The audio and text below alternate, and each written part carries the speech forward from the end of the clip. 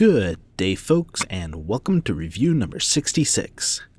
Having recently discovered Ghost in the Shell's standalone complex, I decided I needed a figure, and what better figure than this one? Today we look at the Gutto Kuru Motoko Kusanagi. So, starting off looking at the packaging, we see that the Major comes packaged in a fairly straightforward box. There's one large rectangular clear window which displays the figure and the accessories. Across the top you have the Gutto Kuru logo, and then across the bottom you have the standalone complex logo. The back of the packaging features several photos of the figure in various poses across the top, and then through the middle here shows off several of the different face sculpts that come with the figure. Both the left and the right side have the same full body image of the Major. And so here we have the figure itself. Now, first off, the sculpt. The sculpt is great. I think of the figures I've checked out on the internet anyway, at least the photos of them, this has one of the best representations of the Major from standalone complex. So they got the sculpt great. Now, where I do have a few issues again, and being a Gutto Kuru figure, it's got some of the same issues that I had with Minerva, and that comes to with some of the joints. The head joint, the neck joint, it's got posability, but it's a little funky, and I'll show you exactly what I mean here in a bit. But then shoulder joints. Shoulder joint has the same kind of joint that pulls out a little bit. It's also kind of limited here by the Major's epaulette that she has on the top here, so that kind of limits shoulder movement a little bit. But double jointed elbow there. Pull the hand off here. There is a nice wrist joint in here, but because of these gloves she wears, it kind of restricts that a little bit too. Then you have the full movement in the legs. The legs actually have much better posability. So you have a good hip joint there. You also have the waist and torso joints up here. You got double jointed knee, multi-jointed ankle. There's no toe joint though, so she is very posable. There's just a couple issues though that I have with the way Gutto Kuru does their jointing. Now, as I mentioned, the joint in the neck here is a little complex, and overly so, in my opinion. Gutto Kuru did this with Minerva as well, but they really kind of over-engineered the neck joint. But one of the problems too, and I was warned about this ahead of time, this particular joint here that for the head to move back and forth is particularly loose.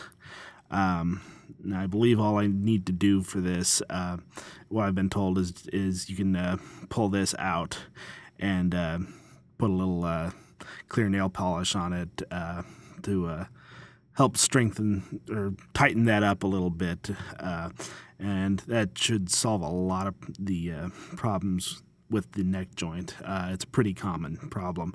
The other thing I'll show here while I've got the face and hair removed, they did include the back of her cyber brain as the back part of the head here, and I thought that was a nice touch. They didn't need to do that, but it's kind of cool that they did. Of course, you've got the data ports on the back of her neck here too, so plenty of detail in here, plenty of engineering, but yeah, maybe just a little too much here. Another issue with a loose joint on this figure is the hands. Unfortunately, these hands are they're also, the peg is very loose.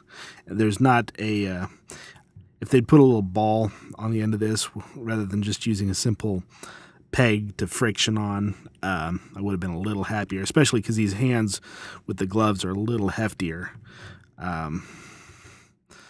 But yeah, so I'll probably have to do the same thing there, where beef up the peg a little bit so that the hands stay on a little better. And it's a problem with all of the hands. It's not just one or another. All the hands are loose in the same way. Now, as with any good figure these days, you have plenty of accessories that come with it. And Motoko here is no exception. You have several different faces over here. You have kind of wispy hair, like she's blowing in the wind. You've got her machine gun here, which actually comes with a silencer barrel to go on it. Her handgun. You've got effects parts for the gun.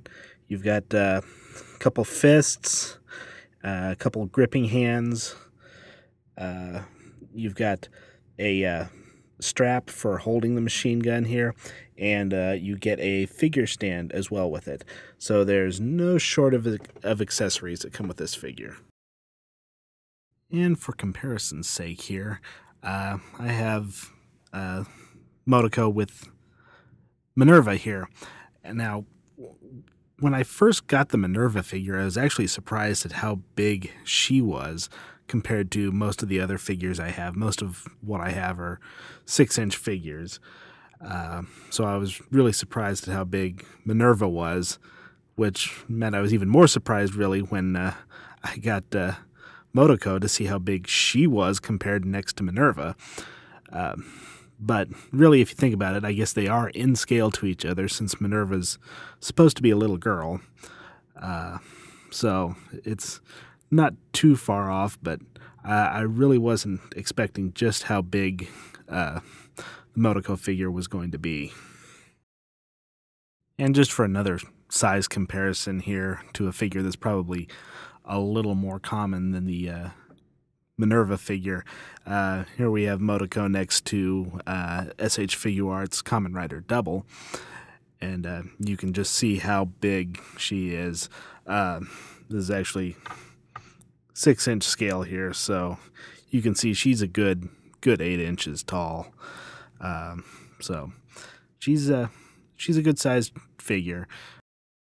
I was actually surprised when I started looking for figures from Standalone Complex just how few there are out there. Now, I realize the show is several years old now, but given the popularity and the fact that the show will be getting a prequel soon, I thought there might be more available. Still, Gutto Kuru has done a great job with this figure. She has a nearly spot-on sculpt, she's got a lot of posability, and having only been released last year, has a pretty modern design. I still have some issues with how Gutto Kuru does their joints, particularly the necks, but none of these are deal killers. The price of this figure has gone up quite a bit recently, and I only expect it to go up further once the prequel is out. But you can still find a deal out there now and then, so if you're looking for it, keep your eyes open. And I would definitely recommend it for any fan of Standalone Complex.